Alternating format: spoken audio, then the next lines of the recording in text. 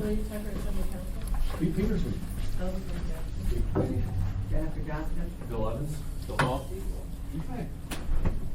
We're here to discuss vote by mail. So, Barbara, do you want to lead it off, or do you want our contractor to lead it off, or what?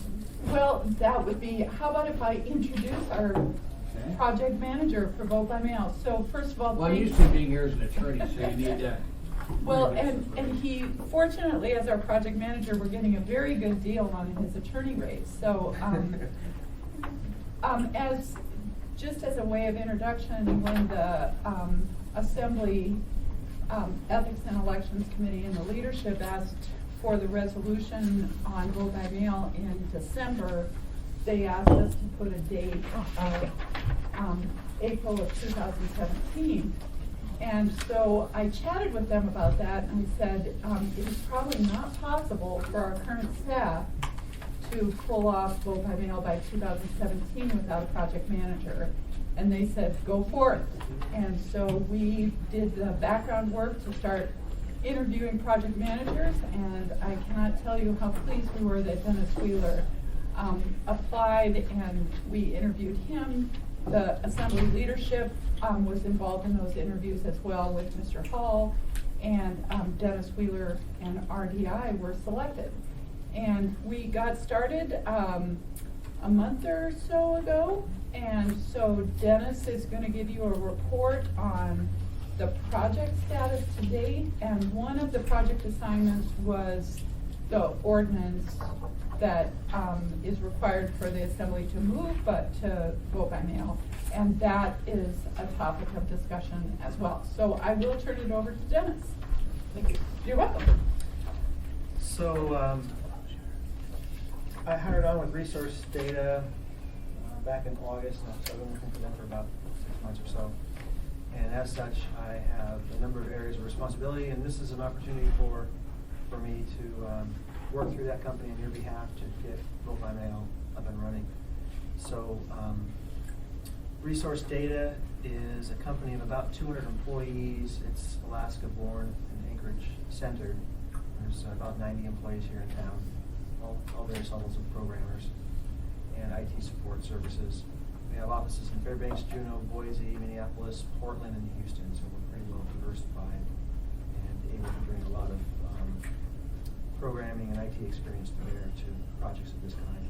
We currently have some very large projects going, in addition to this one, including a big project for DMV. We've done work for Department of Revenue, fisheries work, tax work for Division of for permanent fund issues. So we have a lot of experience managing large projects around the state as well as in our other branch offices. For this particular project, we're primarily focused on not necessarily creating software solutions for you, which although we do that, this is more geared towards providing project management for you to include helping you scope RFPs so you can see what vendors will bring to you in terms of systems that are already out there and in use for vote by mail in jurisdictions like Washington, Oregon, Colorado, and so forth. There are a number of large vendors who provide hardware and software to do vote by mail, and so one of our tasks is to help figure out what your needs are that might be different from other entities that have instituted this or that are the same, and create some criteria that these vendors have to meet, and then let the vendors propose, help you with the scoring, help you with interviews, help you with testing out their solutions, and then ultimately selecting vendors to do the vote by mail. The vote by mail vendors can include such things as the ballot prep, ballot mail out, then upon receipt of ballots, the scanning of those ballots, scanning of the envelopes that have the signature for those ballots, separating envelopes from ballots, and then ultimately once the signatures are verified, then scanning and tabulating those results for you. And in addition to that, we're looking at getting a vendor for you to provide community outreach and advertising, so we can get the word out there everywhere we can and as often as we can, so that people are prepared for it and have resources known to them where they can figure out how to vote if they have questions. So that's a big picture overview. This document here provides you with our first report, an executive summary report for the Assembly's steering committee. Of note, right in the middle is the cautionary sign marked in yellow. That is with respect to schedule. If we are going to make the April 2017 election date, then there are a number of hurdles that we have to overcome to keep that schedule. But keep in mind, what we want out of this primarily is certainty, transparency, and confidence in the system versus hitting that date. If for any reason that there may be a hitch with that date, we don't want to shove the project into hyper mode where mistakes can be made. Because there are a few things in this world beyond elections that people really get concerned about if their vote isn't properly counted. Right? So we want to make sure that that happens. And they trust the outcome. This is going to be very different from what people are used to. So we want to make sure we've done everything we can to build confidence in what we're doing. And the biggest hurdle in meeting that date has been to come up with a relationship with the state. Because what we want to do is be able to take the state's voter registration database and utilize that to verify that what we received in the mail from the voter is in fact the voter in the system, so that we have a one-to-one match. The way that's done in a lot of systems is you have your ballot, you put it in your secrecy sleeve, you put it in your ballot return envelope, you sign that. There's a barcode on there that matches that envelope to your voter ID. Your signature then needs to be verified against some other signature, so we can have some trust that it was you that signed it. Right now, the state's voter registration database does not have signatures that you can match your envelope to. So we're trying to work with them to make that happen. And so we sent a letter a little while ago asking for some help. I know that the mayor had met with the lieutenant governor at one point. I know assembly staff, municipal clerk, and Ernie had met with the Division of Elections folks down in June here not so long ago. We now have a meeting today at 1:30, a teleconference with their IT staff to really get this thing rolling. The Division of Elections director has been very positive in my communications with her, and I think you as well. So that's a good sign for us. The other possibility here that I'm very excited about is the Division of Elections now has an online voter registration system. And when you go online and if you want to register or change your registration electronically, they tell you up front that they're going to take your DMV signature and populate their database with that. If we can make this work, we could theoretically use those DMV signatures for everybody that's in the municipality of Anchorage and registered to vote to create the database that we need to match signatures. And the neat thing about that is we're already working with DMV on a complete revamp of their system. So RDI already has some good knowledge base for what works on the DMV side. Now we just need to see what works on the Division of Election side, see how they're matching that signature from DMV to the voter registration. If we can make use of that, that would be a huge benefit to keeping this project moving ahead. Amanda, would you come and join us, ma'am? You're the head of this thing. Would you come join us, please? Thank you. Yes. Ms. Johnston? So, Dennis, when you're talking about DMV, I was also thinking of My Alaska. Has there any been discussion as far as, because that's the signatures on file also? Not yet. Not yet. And do we know the numbers? I mean, My Alaska now, how many are doing electronic filings as far as the permit?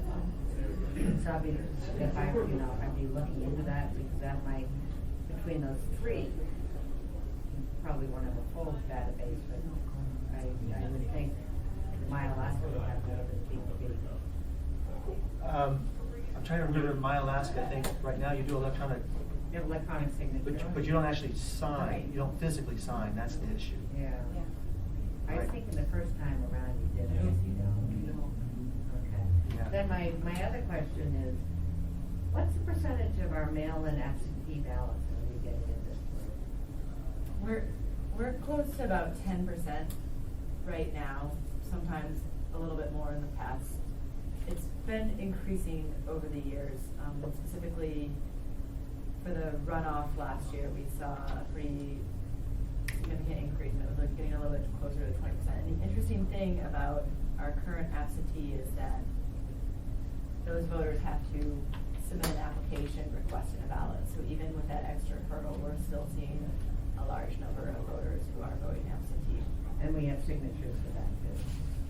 When the voter submits the application requesting the ballot by mail, they have to sign the application, so we have those signatures. And So those could be added to the database also. we've identified some other areas too where it might be a little bit less clean, but we have signatures too from precinct registers to those applications by mail to when a voter votes absentee in person, they also have to sign the envelope there too. And just, I'm sorry, but kind of, when you go in to vote by person, you have to sign. And So there's a couple of opportunities here. DMV signatures, you've got your voter registration logbooks where you sign, right? So we have this April election coming up, and then of course we have the general election coming in November. So one opportunity is to figure out how can we scan those and tie them to the voter IDs, right? And be able to display those to election workers, so the election worker at a computer screen might see the ballot envelope signature and then 3 or 4 instances of your signature from DMV and these other times you voted and say, yeah, that's a match. Anything else, man? Mr. Evans here? No. Mr. Ray Jackson? I'm getting down there. Pete? Thank you, Mr. Chairman. The thing that she just mentioned, the runoff last year, and I'm thinking we had 30 days between the first election and then the runoff. Is that enough time to get the new ballots printed up and mailed out and give people enough time to get them back? 30 days? Through the chair, I think that is something we might have to evaluate when we get closer and identify our timeline between ballot printing and mailing out. If we might need a little additional space between those. I don't know the answer to that right now, though. But Okay. I think it's a really great point. Thank you for bringing that up. What we're looking at is the machinery that will help print ballots and stuff envelopes pretty quickly. And obviously that machinery's got to be able to, in a runoff, you've got a very small ballot, a very simple ballot, I should say, compared to your other ballot styles that you have to produce, so that helps.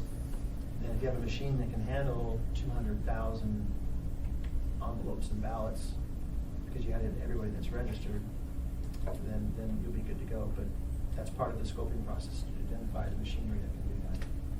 Keep in mind, we're gonna have to set this machinery up somewhere in town, so we're gonna have to identify a piece of city property and put the machinery there and leave it there. But when I take a look at this may allow us to outsource, once we get this running right, to other cities that want vote by mail, or the state even. This could end up being something that gets money for the city. Mr. Domowski, man. Thank you. And I think we all have the same concern, first and foremost, is security. And I know talking to Barbara, that's like number one. But you said just piqued my curiosity, because initially, I like the idea of matching signatures and making sure, somebody doesn't just throw their ballot in the trash at the post office and somebody picks up 10 and votes on them, So my understanding, and I just assumed this, when you said we're gonna be matching signatures, I assumed there was some sort of data program that can do that, but now you're saying that somebody else is just looking at them to see if they match? That doesn't seem very secure to me. Or what kind of expertise are our election workers having, just saying, Right. well, because I can tell you, I shouldn't admit this, but as a teenager, I got very good at signing my mother's signature. And I don't know that. I don't know. I mean, she would tell me to sign stuff. Yeah. She's like, "Oh, you have a doctor's appointment, sign this." So, as a teenager, you couldn't tell the difference. So, okay. So I was a straight A student, We're gonna though. flag your mom's ballot. Do you think your son has got your signature down by this No, point? not a chance. Right. So we know that there are computer software systems that will do matching for you, and we know that you can set some level of, if you will, perfection, Variance, right? And at the same time, a lot of jurisdictions also use solely the eyeball test, and so that the election officials get these matches. And then obviously the more matches you have here over time, the stronger you are to make that association. And at least in the Washington counties, they receive training from the state law enforcement officers about signature match criteria. So they get 2 hours of training or something on that. Amanda, could you talk to us about that, because you were down there? Yeah, I'd be happy to expand a little bit on what Dennis was saying. So specifically King County, the largest vote by mail jurisdiction, they have 1.2 million registered voters, and they actually have the signatures verified by election workers. And it's a pretty amazing system. The ballot is scanned through the Pitney Bowes machinery that they use down there. It takes a picture of the signature and it scans the barcode, so then it sends that information over to election officials, and it pulls up that signature off the envelope along with the signature on file, and it pulls up 3 at a time, and so the worker just looks from left to right, and if everything, and when you see them stacked on top of each other, you can really see when it's close, but they've also had the training on specifically what to look for. They look from left to right, and if everything is okay, they confirm those 3 signatures. If there's one that's not, then they flag it and it goes for second review. These workers are able to verify about 250 signatures an hour. So it goes pretty fast once they get moving. And the ones that go for additional review, King County has put together some pretty amazing software that it pulls up the signature that's on the envelope, and it actually pulls up every other signature from that address, because a lot of times what they recognized right away was that it's somebody accidentally signing their spouse's or some roommate's ballot, and they're able to see, oh, looks like so-and-so signed so-and-so's, and they're able to notify those voters with a letter pretty quickly, and that voter's able to come in and cure it as long as they make it in the day before they certify. So their goal is to always get those done as quickly as possible to notify voters if need to. And King County has less than 2% that need that additional review or letter to voter. The nice thing is, if you've got a community council you're at and they haven't talked to Amanda yet, you might invite Amanda to come and speak to your community council. She was very effective at North Star. And they brought up some things we need to consider. One is putting stamps on these envelopes. Some of the people there brought up the question of who's going to pay for the stamp to get it back. And that's a policy issue that Senate will have to decide. We've got to figure out the cost of that. But will that increase the amount of votes coming in if all they have to do is mark it and put it in the mail and send it to us? That's something we're going to have to decide. Mr. Chairman, I thought we were going to be having drop boxes around the city. There's so drop that boxes, people but there's can- also the question of, do you want to put a stamp on there and have the city pay for it? We have to decide as an assembly what we want to do with that. That came up with at your community council we're at. Sorry, I was just gonna say really quickly, I think from a policy perspective, I'll just throw this out there, I don't think people should have to pay to vote. I mean, you're gonna pay your taxes if we're sorting them, but, I mean, it's one of those things, I think it's, for some people, you know, the 49 cents for the stamp is no big deal, but getting to the post office or the store and all these other things, I think we have to take that into consideration. Well, like I said, it's going to come in from the Senate. We're going to have to sit there and decide this. But it was an issue brought up when Amanda was there. So. And as we saw in the paper yesterday, the cost of stamps is going down apparently. What? According to the news article, the cost is going down. The Maybe news is always We had a accurate. good year last year. That's great, Jackson. Thank you, Mr. Training. Mr. Bosky brings up a really good point. People shouldn't have to pay to vote, but, you know, you're gonna save money, I guess. But we had discussion about this at one of our committee meetings, and I ran some really quick numbers, and the cost was like almost $200,000 to put a stamp. And you're right, it's a decision that we have to make, because, I mean, we've talked about this for some time now, and one of the things that we talked about was the fact that eventually it's gotta be cheaper to do vote by mail. But, if we're paying for stamps, that's always gonna happen. Thank you, Mr. Chairman. Thank you. Yes, Dennis. Sorry. Interestingly enough, and this sounds counterintuitive, but I understand there's at least one study out there that indicates adding the postage actually reduced the voter response to the election. Yeah. Yep. I'd like to And see I that think Amanda report. has some more information on it. Okay. Through the chair, if you don't mind, the clerk's office has already begun to do some research into this issue, because as we have been talking to community groups, I can tell you it is without fail the 3 questions that come up: fraud, stickers, stamps. And we are able to address the fraud with a lot of the security measures in place. The stickers is something that we're gonna probably still have to decide, and the stamps is something that still needs to be decided.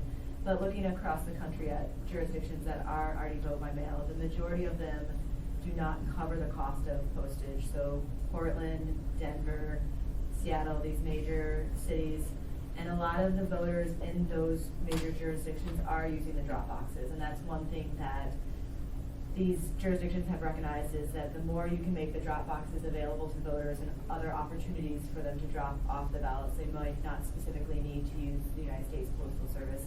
And we have looked into the cost of having the return postage and some of the challenges with the return postage. Business reply return postage is sometimes a slower process than first class. So business reply is less expensive because you only pay for what actually comes back. But it is slower, which can be a challenge if you need to receive things before you certify. So that first class prepaid postage does increase the cost. But we will continue to compile information on that, so as policy makers, you can make the best decision. And when we are talking at community councils, we always let folks know that we continue to explore all information, and some of those decisions haven't been made yet. Thank you. Mr. Evans, sir. Yeah, I realize we're not going to determine the sticker or the stamp issue today, but and I didn't think about the business reply option, but because one of the problems I think if you use regular first class mail stamps is you're wasting a lot of it because a lot of people aren't voting, so you're sending out stamps and they're just throwing it in the garbage anyway. So I prefer not to. Okay. Yes, Barbara. Through the chair, Amanda, could you let them know what that fee is per? It's not 49 cents because the envelope is bigger than that. So what is that fee per envelope? For the return? For the return. It actually would be, it would be the cost of a first class stamp, but it is more expensive if you're using the reply. So it's about 56 cents, if I can remember. And I will make sure we share that information with the entire body, especially as you get closer to making these decisions. One thing this summer when we put together the stakeholders group, we right away reached out to the postmaster, and we have both the postmaster on our stakeholders group along with a person that's responsible for helping jurisdictions design envelopes and stuff. So we will make sure that stuff's designed to be not heavier than a first class stamp for the voters to use it. But we are making sure we're engaging these with all these difficult questions, those experts. Other questions from assembly members? Just make one last comment. Ms. Amy? A good mitigated solution might be the opportunity to have prevalent within the community those drop boxes, because then people don't have to pay, they just have to drop it off, and it'll take the effort to get there, but it seems to me that, there's a balance there. Amanda? I think that's a great idea. One thing that I saw in King County when I was down there in November is they have the permanent drop boxes, but they also engage election workers the weekend before Election Day, and they have temporary drop boxes, which is a great way to have a convenient location that's not permanent, where folks are going to be. So the mall, the Costco, or something like that, and you can have it set up just for a couple of days before Election Day, so folks are able to, as they're out doing their weekend chores, drop it off. We've been talking about vote by mail in our training sessions. We're right in the middle of training all of our election workers. And our election workers are excited about the transition, and they're excited about the opportunity to continue to be engaged in the process. And so it might be a really great way to engage our election workers as we move forward. Thank you. Yes, Mr. Just as I'm sitting here, one implementation issue I wanted to put on your radar in case you hadn't thought about it yet. There's a voter initiative now to register to vote by applying for the permanent fund dividend. My understanding is that permanent fund dividend application materials are given a heightened degree of protection under state law. So the initiative creates an exemption for the PFD folks to pass it over to elections. But if that meant that elections only ever got a voter signature through the PFD process, I wonder if elections would be able to kick it out to municipality if it is PFD information rather than election information. I don't know the answer to that, but it might just be something to investigate. Yeah, there's a statute right now that allows the Division of Elections to pass voter registration information to local government agencies for their specific local government purposes. So, the trick with that system, by the time it gets, I think it's on the primary ballot, right? So we may not be able to make much use of that resulting system until with the following PFD application period next year. So I don't see how, there may not be anything useful there for us for April 2017. But there may come a date where someone has never registered with elections, but is only registered by virtue of filing for PFD. We'll need to make sure we can scoop that out Yeah. to get their signature. Exactly. Yeah, once that becomes part of the Division of Elections database, and that's the Should idea be. is we should be able to grab that. Yeah. Well, one more note on the drop boxes before we leave that one. The clerk's office acquired some drop boxes already. There's 6 of them, 3 of them. That's right, we're thinking about 6 to 9 or so. We are gonna try to set one up at the Fairview Community Council for this election, just to see if we can get it in place and get it labeled and practice using it. We don't expect there'll be a whole lot of ballot drop off, but we're gonna at least set it up and see what Maybe I'll happens. drop my ballot in there. That's right. So, Amanda, since you've got about 3 drop boxes, what's the cost on a drop box? I don't have the numbers off the top of my head. The drop boxes, the more you order, the less expensive they get, and they're between $2,000 and $3,000. They get more expensive because the shipping is almost $500 to $1,000 per box to get them up here. But when we make our next order, there is some savings if we were to order more than 5 and more than 7 or something. So the more you order, the less the cost per box, and the shipping also goes down a little bit too. Yes, Ms. Johnston. When you, do the Dropbox manufacturers mandate the shipping, or is it something with flexibility? I don't know the answer to that, because it's not something we investigated when we ordered them originally. We just sort of. You just might see what it costs to ship them to the port, and then there's various other ways of getting it from the port to our port. So you could save money that way. Yeah, I think that's a great idea. one more thing to keep in mind with the drop boxes is that by and large, what you do is you want to check those drop boxes every day to make sure that they're not so stacked up that you can't get ballots in them. And to preserve the security of the ballots, most of the procedures are that you send 2 election officials. So part of your cost and staffing is to make sure you can do that. So if you're gonna put a drop box out in your neck of the woods or down where your folks are in Kirkwood, then how do you manage that to make sure that those are picked up routinely, you know, the right procedures in place to protect those ballots and get them back to a central location? Other questions from any members? Any questions at all for Dennis? Well, I have more to cover. If you wanna- Oh, more to cover? That's just All right. that was All just right. the stop sign. on the I first thought thing. you were done. We just went all over the place. So this is this is our first run in the format. If there's anything in terms of the format or more information that you think you're gonna want, either as the executive committee or the assembly in general, let us know and we'll do our very best to accommodate that. The big picture stuff is at the bottom of this first page, the project milestones. Those are the categories of the project that we're working on. So the planning and schedule, the communications plan, getting the state database, the business analysis for the RFPs and getting the RFPs out, the code changes. You already have one piece, which is this policy statement, AO, but there's another AO that I've already started to work on, and that's to actually implement the code changes for vote by mail. That's a larger document, and right now the plan is to get that to you later this year, after we get a chance to draft it, vet it, and then get it to you guys so you can take action on it. The space needs, we've already started doing that. We're working with Tammy Oswald to identify space. Hopefully, ideally, we'd find some available municipal space rather than trying to lease something. We have a few leads there. We've also reached out to the school district in case they have space. But I know that the railroad has some space. Merrill Field apparently has some space. The port has some space, but I haven't looked at those sites yet to see if they can work for what we think we need. And so that's underway. Installation and testing, that's going to come later this year. The outreach and education, that will start later this year. As will staffing. Staffing will come out of part of the RFP process that will help us identify how many bodies we're going to need and where. Your decision on drop boxes and how many and where, that'll drive the staffing.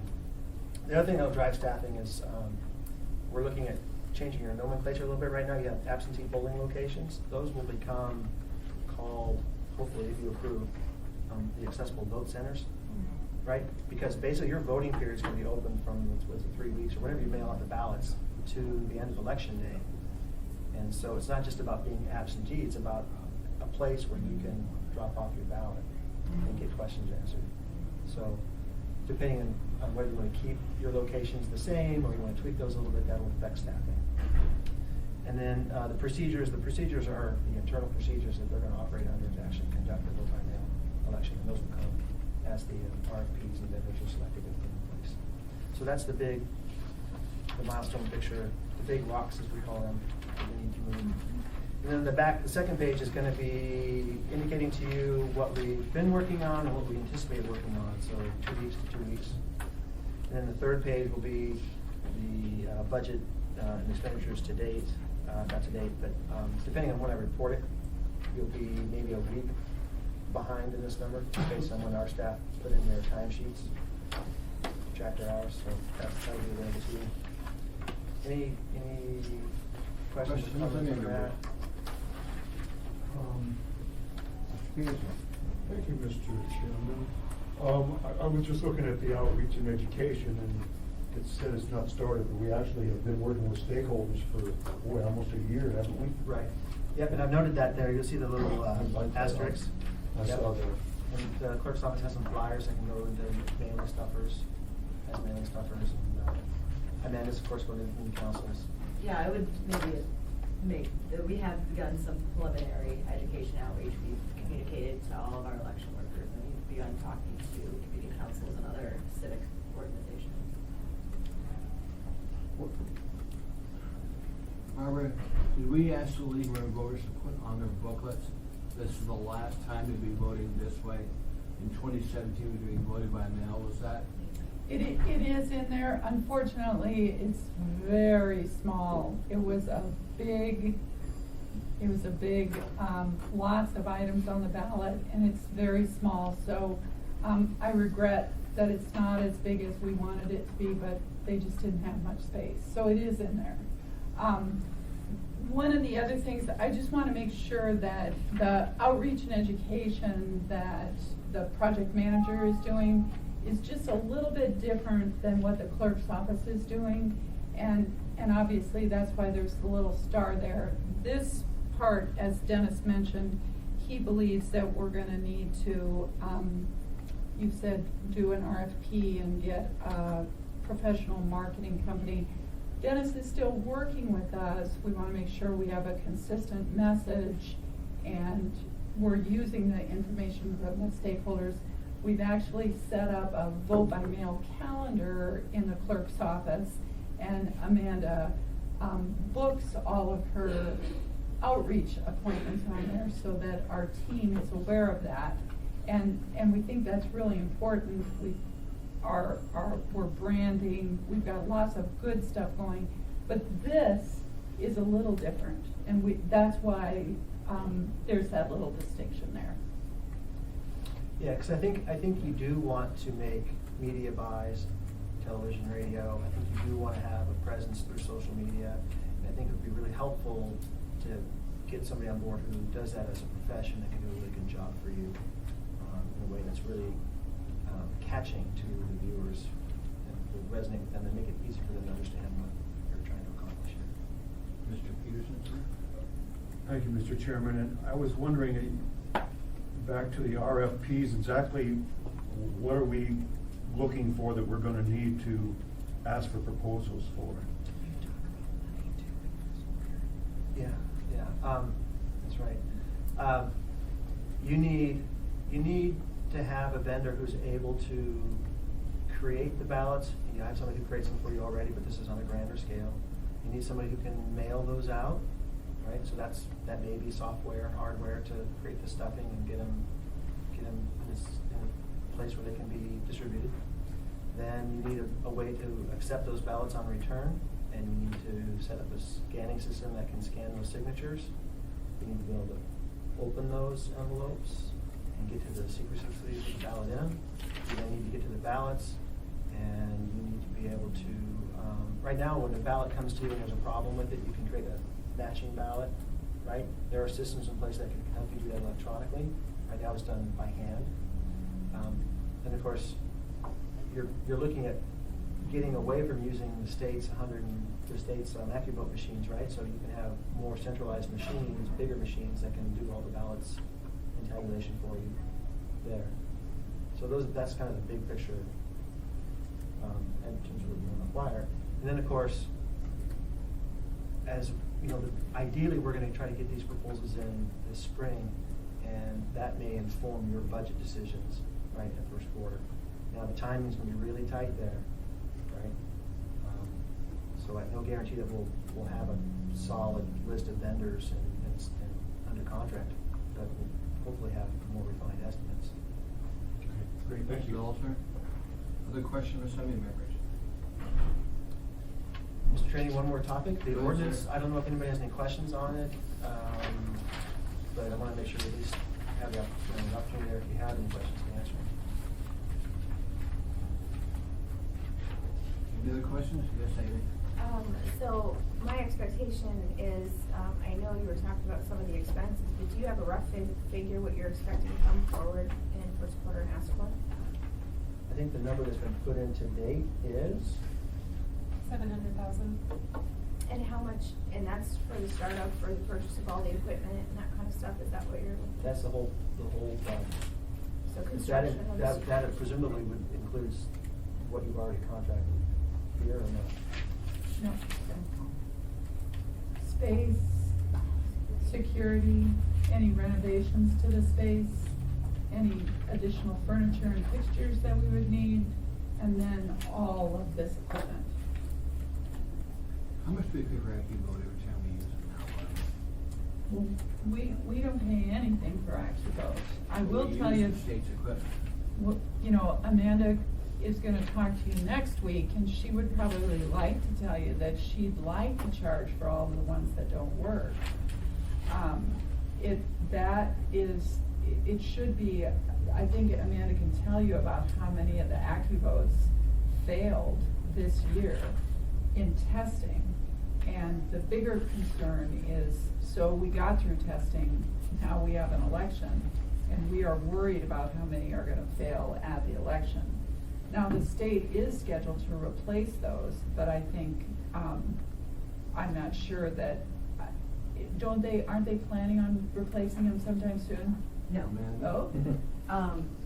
So, through the chair, the AccuVote machine is currently at its expected lifespan. If you look across the country at optical scan units, they are anticipated to last about 10 years. Ours are 16 years old, so they are beyond their life expectancy. The AccuVote units, we test all 122 of them to get them ready for the election, and we had about 7 of the AccuVote machines themselves have issues just getting them ready for testing. And the other issue that we saw over and over again was the memory cards, also older machines, and we had quite a few of those battery fail. We went through and replaced a significant number of those batteries, but we have talked about this in every single training, because I am anticipating on election day, we are going to have a large number of both AccuVote machines and memory cards not be working on election day. The election workers are prepared, spend about 5 minutes in training each time talking about it, but we are using very old equipment. I like to think about the cell phone that I had in 2000. I didn't have a cell phone in 2000. Since then, I've had anything from flip phones to bricks and moved forward with technology, and we haven't done that with our voting equipment. And the state, what I've heard from the state is that they have no path moving forward with what they're gonna do with their equipment. So Amanda, did you buy 80 batteries? Is that what you bought? At $3 each. 80 batteries for these, that's what kind of issues we had, out of 122. It's great, Jackson, man. Thank you, Mr. Trainee. In the ordinance D, why are we using an effective date of June 1st, 2016? I wanted to pick a date certain to say, hey, we know after this date we're using vote by mail. I picked June 1st because it's after what I figured could happen in terms of the regular election and the runoff. Can I follow up, Mr. Chairman? Go ahead, man. Okay, what if somehow there is, a special election this year, somehow. I just think that the date, June 2nd, that we should use, that June 1st, 2016 should not be used. I think that the date that should be in the code should be the date that we plan on having the first election, by mail, which is April 2017. That's So- just my thoughts. right. Thank you, Mr. Chairman. So the reason I picked something this year was to give certainty to the legal framework for making additional code changes, for contracting with the vendors, for the budgeting issue that's coming up. So I wanted something this year, and recognizing that that could happen, my fail-safe valve is also in D, which is if the assembly needs to call an election, like a special election, it can say that that is by your normal polling method. Ms. Dabowski? Anything? No, Julia? he just answered my question. No, I'm good. I was wondering if it would help, even though I understand what Dennis said about the call of the election, if it would help Elby's issue if you just inserted the word regular, so that you had effective June 1, all regular municipal elections would be that way. I think the hope is that all elections, whether they're regular or special, will be vote by mail, unless there's some reason to create a special exception. So by saying all Right, elections. right, it's in the wrong place, I see what you're saying.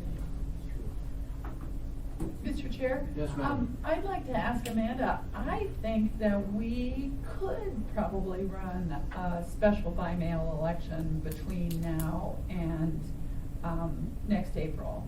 And for example, if we had a small area like Girdwood. So I would just like to see if Amanda could answer that question for you. Absolutely. I think, through the chair, if there was a scenario before April of next year where we had the opportunity to test some of the work that we're doing by doing a small by-mail election specifically in the Girdwood area, or Eagle Rainbow River, if something. they want to add more streetlight service areas. No, thank I you. would love No, to thank you. put that as No, a thank you. special Keep election. going. I think it would be an opportunity for us to see what we have in place, and especially the complications with our regular elections this year. I'm gonna talk about it next week. We have 48 different ballot styles. Special elections sometimes are this opportunity to only have one ballot style. Not looking at you, Jennifer. Pretty soon you're gonna be looking at Bill. Very soon not. Mr. Evans? Yeah, I mentioned this to Barbara before, but, I have the sales tax thing that I will be introducing, that, if it gets past the assembly, will be going to a vote of, the people required. And that is a full city vote, but without the complications of the, various service area problems. It might be a good test, that might be a way to test the whole system. A little expensive, I guess, but for one issue. You can also tack it onto the state ballot allowed. Yeah, but I mean, what I want to do is use it as a test of before we get to a full-blown election with all the various things, to use a single issue that kind of is less complicated to see if the system's working. But just a thought to keep in mind.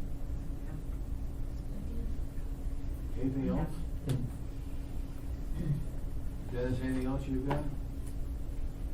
Barbara? I think we're good. Just real quick, there's a third document in here. This is just a preliminary review of the flow diagram we're working on to help us scope the RFPs and procedures. So this will get more and more complex as we start to build out these different parts of the process. So this is just informational. Anything else? This work session's over. Thanks for being here. Thanks for the information.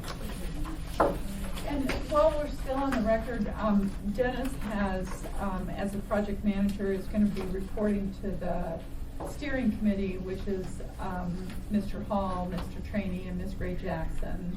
And then, and of course, Amanda, myself, and Jackie Yeagle in the clerk's office are our internal by-mail board team. And he's going to be reporting to the steering committee every 2 weeks. And so if the assembly would like reports, at the same time, or less often, or monthly, just let us know. And in addition to that, these executive summaries, the plan is to put these on your website so they're available. We've created the website www.muni.org/vote-by-mail. So all this information will be there, and we're gonna have this be a very open, transparent process, so both residents and folks can see what's going on. Kind of odd to me, council people, some people like vote by mail, some like the comradeship of going to polling places. For some, it's gonna be hard to not get that feeling they've got now, so. The drop-off box at the latte Find station. other places to. Well, she's got some nice places to get some people and make them feel better. Mr. Trainee, I think that there are some options, and we can encourage this, where you could have a pizza party at your home or at another location, encourage people to bring their ballot, and everybody still votes individually, but then you could try to add to that camaraderie if that's important to you. So I think there are lots of options.